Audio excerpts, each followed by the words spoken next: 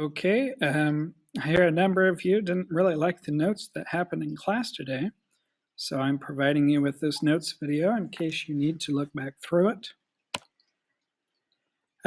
We have our mole map, which is pretty simple.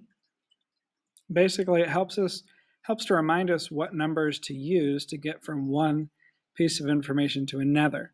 So if we're given maybe the number of particles, we've got to use Avogadro's number, 6.022 times 10 to the 23, to get to moles. Or if we're given moles, we have to use molar mass to get to grams. Or if we have moles of one molecule, but we need moles of another molecule or compound, then we have to use the molar ratios from our balanced chemical equations. Notice there's no red arrows going from moles of one compound or a different compound to grams of our first.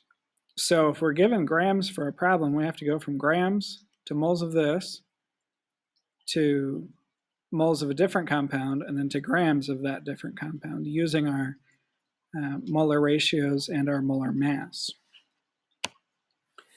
The four things you need to know are the molar mass, which you should know. You count up the number of atoms that you have in the molecule that you're looking at, and then add all of the atomic weights that you get from the periodic table. Our mole-to-mole ratios, which are just the coefficient ratios that we find in our balanced chemical equations. That's the first set of stoichiometry notes we did.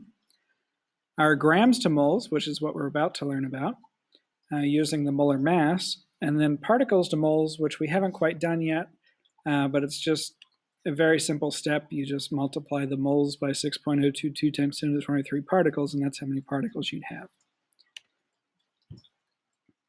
So for practice problem number 1, we're given this equation. It says how many moles of NH3 are produced if 56 grams of N2 are completely used. So to solve that, we've got to start with what we know, which according to our problem is 56 grams of N2. If you look in the periodic table, you should notice that one N has 14 grams to it, and we've got two N's and an N2, so it gives us 28 grams per mole of N2.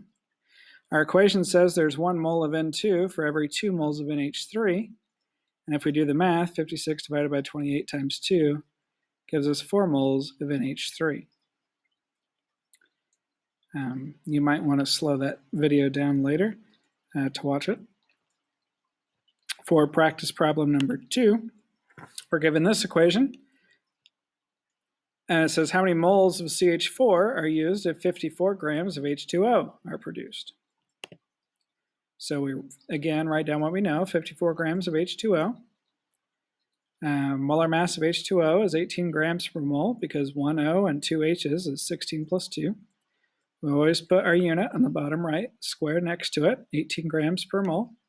Our equation has 2 moles of H2O for every 1 mole of CH4. So if we do 54 divided by 18 divided by 2, we should get that answer that was at the end of that video, which is 1.5 moles of CH4. And then for the last one, how many grams of O2 are produced if 54 grams of H2O are produced? Same deal, we write down what we know, 54 grams of H2O. Again, the molar mass of H2O is 18 grams per mole. Also, the molar mass of O2 is 32 grams per mole, because 2 times 16. We put our units down here, grams for H2O for every 1 mole. 2 moles of H2O in our equation for every 1 mole of O2. For every 1 mole of O2, we have 32 grams according to our molar mass.